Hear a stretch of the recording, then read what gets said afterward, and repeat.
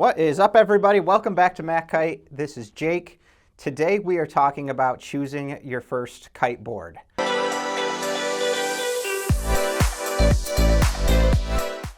I'm going to go through what I think the best flow is. I'm going to delve a little bit into maybe a little philosophy, and we're going to figure out which is the right direction for you. Generally, I think the best way to get started is just pick a very big and basic board. The reason for that is you don't need a lot of bells and whistles. You're really figuring out how to water start, how to ride, how to do your first upwind tack, and then work on transitions and maybe your very first jump, but that's still going to be a little bit out of reach for you. So with that in mind, you really need surface area and generally a fairly flat, accommodating shape. Maybe a little bit of rocker just to help with that chop and make the board a bit more forgiving, but we're looking at a very, very basic board.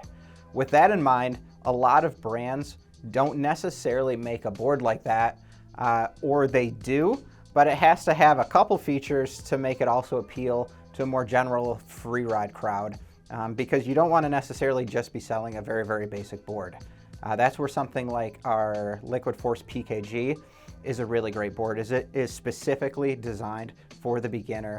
We try to make it a really entry-level price. It's like $290. This isn't a PSA for the PKG, I digress. But you don't necessarily need to go out and spend a lot of money on that first board.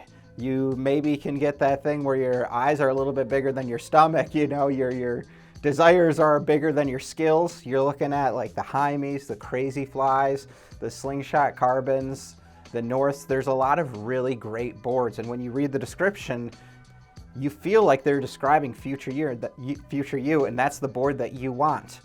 That's probably not going to be the best board for learning with, though.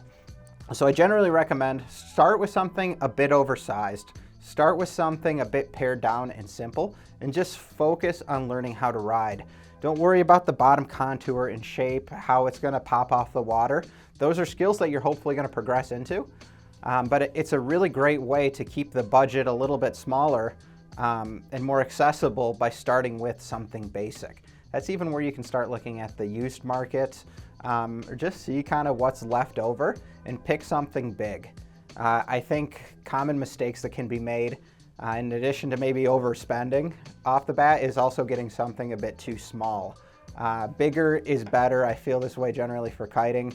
For winging, when you're learning, get something that's going to make the sport as easy as possible so you can succeed in doing it. Then you will probably circle back around and buy something different, but at least you've picked up a new hobby and you're probably more excited to do so, rather than having that super expensive carbon bike frame on the wall that you never quite fell in love with. So with that in mind, that works exceedingly well, I think, in the kind of consumerism that we generally participate in. So this is where we're going to delve a little bit into the philosophy here. We're a shop, we sell products. It makes sense to generally sell them in product flows to make things very accessible and easy to learn with, then a bit more intermediate, and then we can move you towards a more discipline-specific advanced product. In the interest of not being super wasteful, though, there is an argument to be made for getting a board a little bit outside of your skill level that you won't be trading in and out of. It becomes a little bit more difficult then to make that first board decision. You really got to think about what you want from, say, kiteboarding. Are you going to jump? Are you going to carve? Are you going to be doing tricks?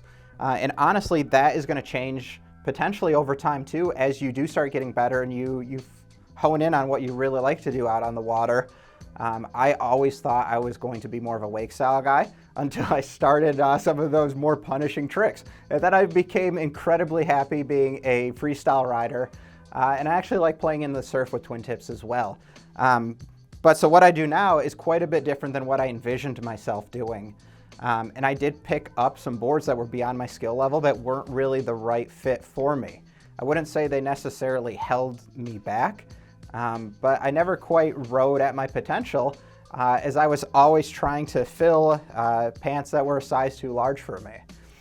So it does become a bit trickier, but I do think there's a case to be made for saying, you know what, I don't want to necessarily get something that I know I'm going to outgrow because I don't want to waste that product. And that's where secondary market, we've talked about this, is really, really important, is you can take something you've learned with and get it to somebody else who can learn with it, and you can extend that product life cycle. I just think there is a case to be made for a little bit more of that conscientious consumerism, where you think about like, what are my real needs and wants, and how can I minimize not only the money you're spending, but just the general impact and waste. All right, let's get away from that and back to the flow. So there are two different ways to get boards. I generally think if we embrace this model, go big, go simple, something that's going to go upwind. It's going to teach you, again, how to ride, how to transition, just very, very basic stuff. And then once you start getting into jumps and surf, you can kind of figure out which direction you want to progress into next, and then look at that next upgrade board. Sometimes you can cheat that a bit by going with something. Our packages often have upgrade options. Maybe you go from like a foam to a wood core, so you do get a bit more performance, and it will last you a little bit longer. If you continue your love of kiteboarding, you will eventually outgrow those options, but that's where discipline-specific options are great.